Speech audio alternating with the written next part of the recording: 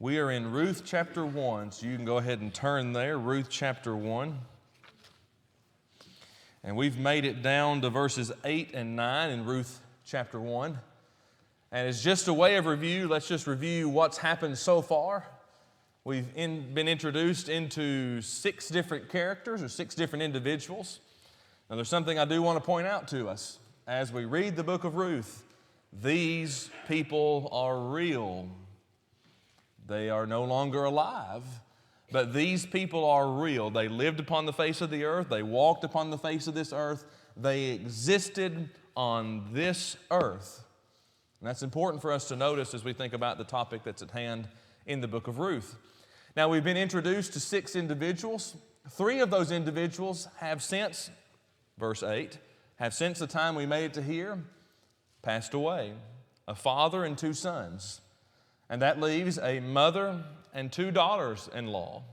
And we've left at a point in this particular section in verse 8 and verse 9 where Naomi, the mother of the 2 sons and the wife of the husband who died, has told the daughters-in-law to return, if you go back to verse 8, to return to their mother's house. So far what we have is a mother who's moved from a foreign country because of famine, left everything that she had. Almost everyone that she loved has died right around her, and now she's telling the last 2 people that she knows in this city, go home. Go home. Now, that sets the stage for where we're at in our study today. So pick up with me in verse 8, and let's read verses 8 and 9, and let's start walking through this as we start seeing these relationships flourish. Verse 8, read with me again. And Naomi said unto her 2 daughters-in-law, Go, return each to her mother's house. The Lord deal kindly with you as ye have dealt with the dead and with me. The Lord grant you that ye may find rest, each of you in the house of her husband. Then she kissed them, and they lifted up their voice and wept. We spent a pretty considerable amount of time on verse 8, so we'll drop down to verse 9 in our thoughts this morning. I want you to notice what Naomi is expecting for these 2 young ladies. We would still consider them in the prime of their lives. What does she want for them? Does she want them just to go home?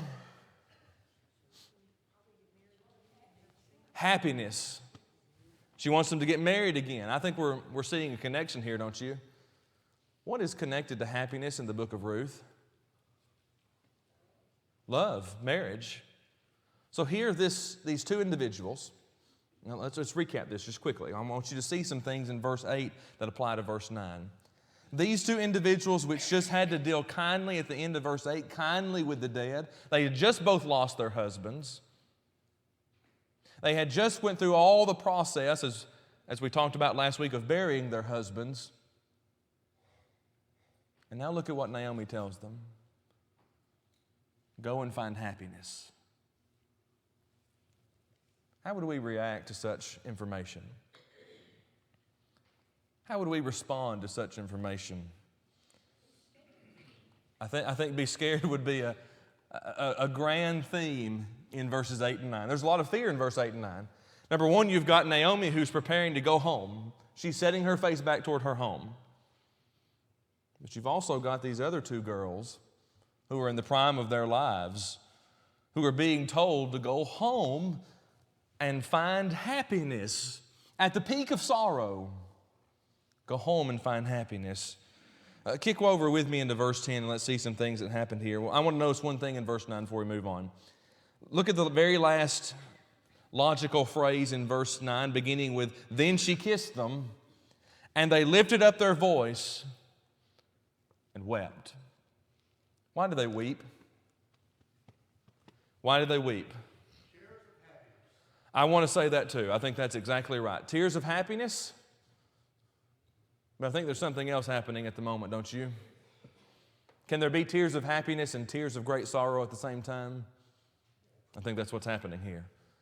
The individuals who have been through a very traumatic experience together. We don't talk about death as a traumatic experience, but that's what it is, isn't it? There's also the possibility that those daughters may not even see Naomi for quite some time. There's an extreme possibility that they'll never see her again. Travel was not like it is today. It took some time. Yes, in the tears of sadness, there's also the fact that they're all three. In the very almost seemingly moment, they're all three widows. You also have to consider how many years they've been together. Yes. Yes. There's some time built up here. Though it is considerably in the scope of life short, it's still a pretty good amount of time. Life wouldn't be the same when they went back home. No, for any of them. For Naomi, when she goes back home, what does she have to tell everybody? Well, while I was there during the famine, my husband died. And after my husband died, my sons died. And I sent my daughters-in-law home, and I'm alone. You see the severity in Naomi? Now you go to the two daughters-in-law. What do they have to go home? What do they have to do and say? They didn't want to, I'm sure. One seemingly wants to, one seemingly doesn't. We'll get to that in a minute. It seems approximately, I think it even tells us back over here. I want to say 10 years. It's sticking out in my mind. Yep, verse 4. They dwelled there about 10 years. This is how long they had been in this city, talking about Naomi. And then we find that they married. Well, this is in that scene. So I would say about 10 years. I would say that's appropriate. 10 years back, they don't know what's going back. No, don't know what's going on at home either. None of them do. It's scary to go back home. Yeah. Because you have to start all over. Yeah, for all three of them. I won't call it a fresh start because I don't think that's what it is. It's a new start. Naomi may also have had the material, though, if they were Yes, in mind, because they're going to be in a strange country. that's right. No means of support. That's right. They're poor. I think so. I think it's interesting of Naomi that she has taken care of her husband. She's taken care of her children. She got her children married. Everybody dies. What's she still doing? Taking care of her daughters-in-law, which need good sage advice, don't you agree? They're young. They've got a lot of life left in them if they live to be of old age. Naomi's giving up a lot, but so are the daughters-in-law. Did she think that there would be no hope of them finding good husbands there? I wondered about that, and I just don't know. Or maybe it wouldn't hurt as bad. Maybe so, not being around those people. Naomi might be in her 40s or 50s at this time. Well, I don't know. 70 back then was not like it is today. No, I would suggest she was probably older than 50. She's gotten to the point where her children are both married. Even if we take today's standards, that could be that range. But if we add it to the years we're talking about now, in the period of these people, they were probably older when they got married. We tend to marry younger. Even though that trend is changing, the new date, I believe, is right around the mid-30s when people are getting married in America now. So getting closer to the time we're looking at here. So this is where we're at. She wanted something better for them than Yes, the corners of that's right, gleaning the corners of the field. That's right. So look at verse 10. Let's apply everything we've just discussed to verse 10. And they said unto her, surely we will return with thee unto thy people. How do they consider themselves? When you get married, what do you have to do? There we go. We're going to tie these two thoughts. Leave father and mother and cleave. How do they see themselves? Not that they're disowning their own families. Don't take it that way. How do they see themselves now? They're still family. They're still family. Surely we will return with thee unto thy people. Now listen to verse 11.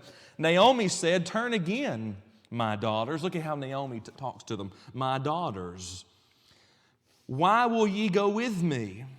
Are there yet any more sons in my womb, that they may be your husbands? What's Naomi saying? I have nothing left to give you. I'm giving you all that I have left in my last breaths here to you. Go home. She was a strong woman. I think she may be categorically the strongest woman in the Old Testament. So the daughters felt compassion. The daughters had compassion. Naomi had compassion. She was That's right. Look at the way Naomi looks at them. My daughters. I find the terms in the book of Ruth very specific. And I don't believe God puts a word anywhere that he didn't mean or did not mean an implication to. She says, my daughters. Now, that does not mean that Naomi has taken the place of their mothers. I don't think that's what God is saying at all. But that is the relationship to any son-in-law or daughter-in-law. Family. Yes. There was land in Bethlehem that could be redeemed, but Naomi would never be able to redeem it. She could sow, there was a possibility that she could sow to one of her daughter-in-law, but she dismissed. Yes, she gave that up. It's impressive to see how much both or all three individuals are giving up. So here's verse 11.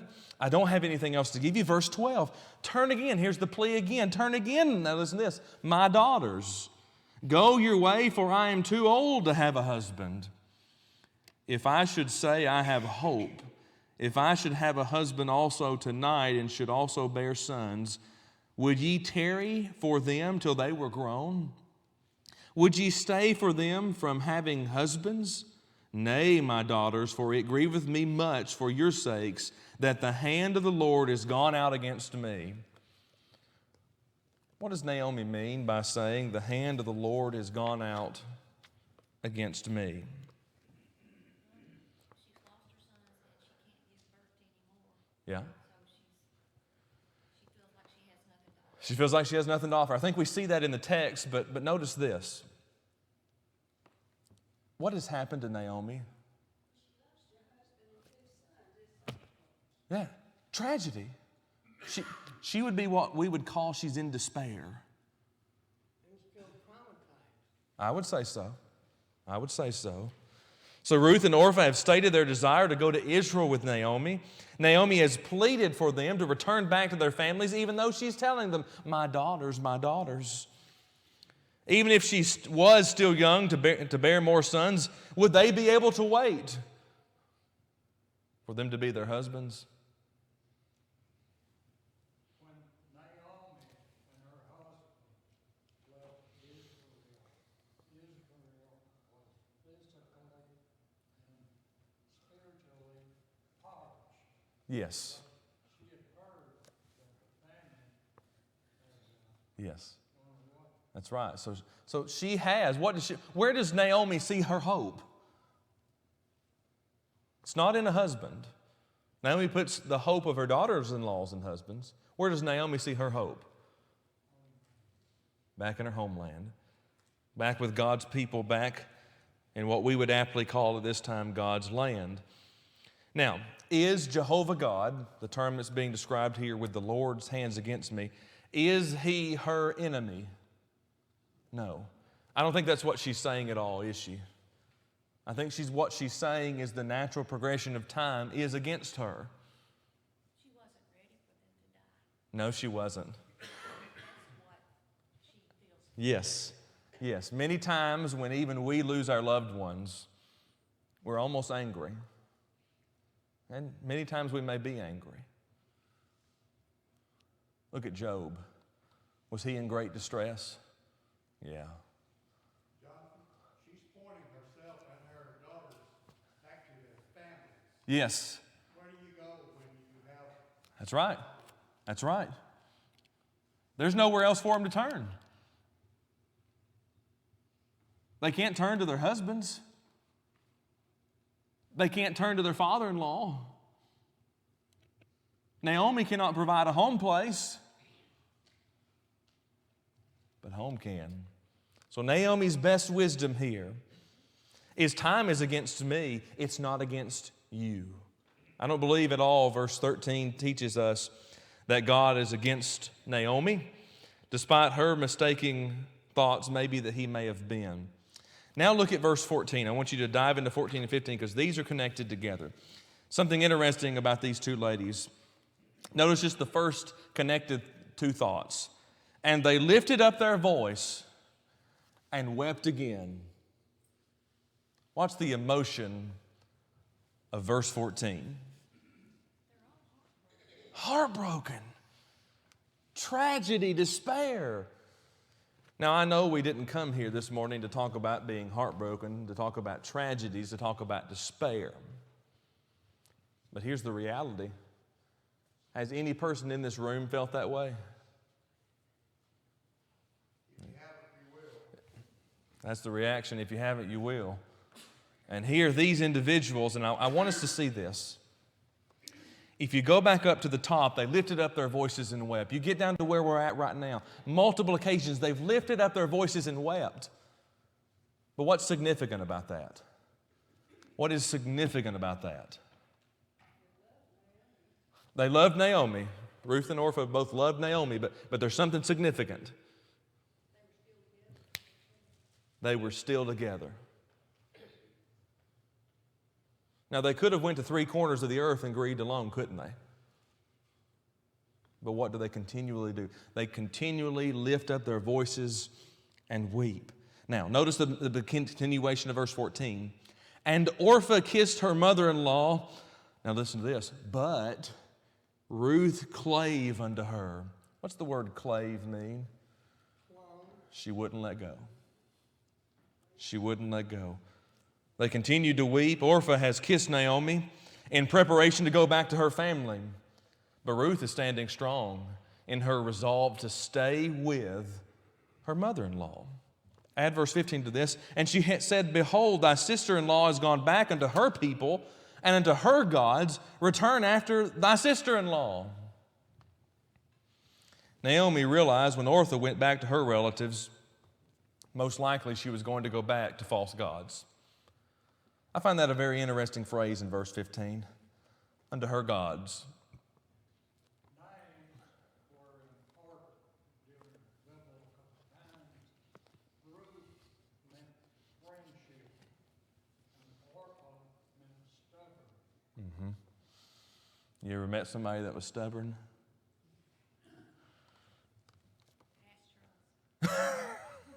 No thanks. If we're all honest, we looked at ourselves in the mirror this morning. But here's Ruth. She wouldn't let go. Naomi recognized that Orpah most likely is going to go home, and she's going to continue in her ways. Here's a lesson we must understand, and this is a hard lesson, I believe. But people are going to do what people want to do. Can you change anyone? And if they want to change, Can we really change anyone? Can we force someone to do something for the right reasons? No. Now, Naomi understood this, and thus she was able to let go. But she's still telling Ruth, go home. Perhaps she was trusting that Ruth would be faithful in God. We don't know. Now, when we hit verse 16 down to verse 18, Ruth is going to make her choice. Now pause with me before we hit verse 16. Put yourself in the position of Ruth for just a minute, whether you're a man or woman in this room right now or not. Put yourself in that position. What would you do? Would you go home or would you stay?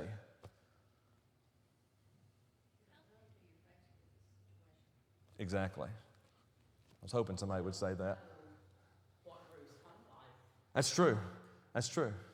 And because of that, we can't answer that. There's so many variables. Yeah, they had been there for 10-ish years. So we just don't know. We often pose that question, and I like to pose that question kind of as a devil's advocate, because there's always somebody in the room who says, this is what I would do. I used to be that person. I can't say that anymore. Yeah. See, we don't know. Because know what to expect when she got back to Israel. that's right. She later changed her name to Mara. Meant bitter. Yeah. Yeah. None of us really know what we would do, and hopefully we never are faced with a decision such as this. I think it's a possibility that this particular time in Naomi's life, I think so too. Now, how many times, now let's answer this in our own minds, how many times at the death of a loved one have we thought God was against us? Yeah, we ask God why. Why? We may not say He's against us, but we'll ask why. I prayed for this not to happen. We've been there. But here she is, and now it's Ruth's turn to make a decision. Orpha's made her decision. She's going home. Here's Ruth. Pick up with me in verse 16. And Ruth said, entreat me not to leave thee, or to return from following after thee, for whither thou goest, I will go, and where thou lodgest, I will lodge. Thy people shall be my people. Now notice this. And thy God, my God. Where thou diest, will I die, and there will I be buried. The Lord do so to me. And more also, if aught but death part thee and me. When she saw that she was steadfastly minded to go with her, then she left speaking unto her. All right, let's see this. Ruth had the same facts that Orpha had. Go home or stay. She had experienced the same emotions: death, tragedy, sorrows. She had had the same odds against her. She had the same appeal of family, it would seem, if her family life was like Orpha's, to go back and stay at home in Moab. No, as far as I know, unless I'm missing something. I have never read anything to make sure I'm not. Okay, I've never read anything, so I'm not going to give a definitive no. We'll find out once we go through the book again to make sure. I've never read anything about her. My guess honestly is she went back home to her pagan god and the pagan lifestyle. That would be my guess, because that's almost seemingly. God knows that truthful answer. Oh yeah, oh yeah, oh yeah. So, I think their attraction to the Lord was as strong as their attraction to Naomi, and I'm sure God had a hand in this because this is in the ancestry of Christ. I think so too. I'm right there with you. That's actually where we're planning to go. Oh yes, and I would suggest just as much in many scenes today. Keep this in mind. Keep this in mind. How did Naomi see Ruth and Orpha? As her daughters. How can you be an orphan when you're already an adult? Well, I would suggest they're not orphans. They've got Naomi, the mother-like figure. They have their own families at home. I would suggest they're not. I would suggest they're widows. All three of them. One has gone back home. Two are still together. No, there's no seemingly children to any of these. It's interesting if you also notice marriage in the Old Testament, there seems to be a great span of time, or at least with most, a great span of time before children come into play. I don't know if anybody else has noticed that or not when looking at the marriages in the Old Testament. We don't know how long Adam and Eve, seemingly time, space there, but in grand scheme, that's what we see. But what we see in verse 16 is a mother-in-law who treats her daughters-in-law just like family. Now, I would suggest that was not just extended to the physical relationship, but also to the spiritual relationship. I think that's the implication that's happening in verse 16.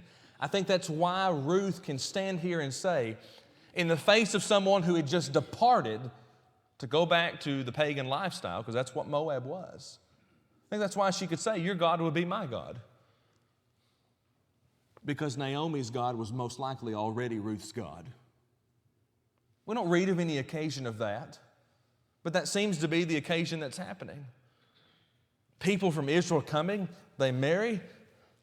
Everything seems to be staying right in line as it should be in regards to this. So, number one, I want to mention in this particular scene that mothers-in-laws and fathers-in-laws can have a spiritual relationship with their family. And I'm using that term very specific, with their family, because that's how it's all categorized in this chapter so far. And thus Ruth was able to say, and I love what she says in verse 16, entreat me not. Don't beg me anymore.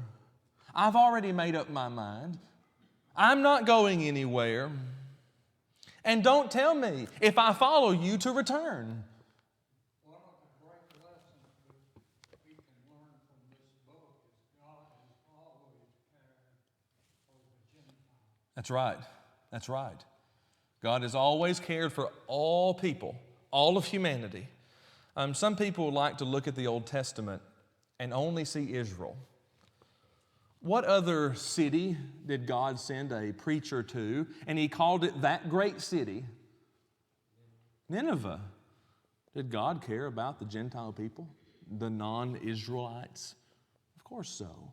Here's a Moabite woman who obviously has some relationship with God. We're not given all the details of that, but she calls God her God. Isn't that interesting to you? And here she says, I'm going to be that way. Verse 17 I find to be very interesting to me. Verse 17, where thou diest I will die, and there will I be buried. Now notice the next part. This is why it's interesting to me. The Lord do so to me, and more also if aught but death part thee and me. She was binding herself to Naomi, but not only was she binding herself to Naomi, who was she binding herself to? God. Naomi was already bound to God. I think that's aptly to be said, don't you? Naomi loved God. Naomi obeyed God. Naomi obviously instilled that in that relationship of family as we step back and look at the family of Ruth, Naomi, and Orpah, and the two sons and the husband. So is it possible we can see these women in God's kingdom? I would suggest so, yes. I would suggest Joe, yes. So she was binding herself to Naomi. She was binding herself to God. She was binding herself to the God of Israel. Now, there are those who think they can try Christianity to see if they can live it or not. But that's a doomed failure, isn't it? Naomi's doing more than just giving this a try, don't you think? I mean Ruth. Ruth is doing more than just giving this a try. Ruth has decided. I think that's one of the decisions we need to point out to our children when they become Christians. This is not a trial and error process. This is not a trial and error process. And I think that has to do with parents, don't you? We can preach in pulpit all day long. But until we're involved in our children and grandchildren's lives and make certain things facts that are found inside of Scripture, it's never going to be fundamentally true to them. It seems that Ruth and Naomi both understood that they needed to serve the God of Israel. There were a lot of gods in this day. There was the God of Egypt, the gods of Egypt. There were the gods of the Moabites, and all the people had some god. It makes me think of those on the other side of the world. See, we don't see gods like that, do we? Most of our world does not have little g, or most of the United States does not have little g gods or pagan gods. And they have a lot of things they put in front of God. Today's one of those days. What's today? Pagan God Day. Now, I say that very facetiously, tongue-in-cheek. But that's, America, we put a lot of things in front of God. Other countries, it's a little bit different. You go to China, that's one of the most amazing things to me was to stand in that Chinese temple and see all the people performing their ritual worship. Because that was their God. It was tangible to them. They could go to the place where that God was. And it's much like the gods of the Moabites. Yeah. It would be much like the gods.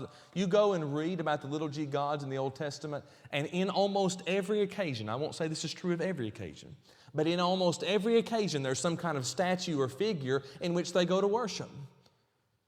Let's take this back to Israel and see how much Israel was influenced by the world. When the Ten Commandments were given, who was in charge down at the bottom? Moses was up there getting the Ten Commandments. Who was left down here in charge? Aaron. Okay, what's Aaron do? He gives into the people. Problem number one. Lack of nature, a golden calf.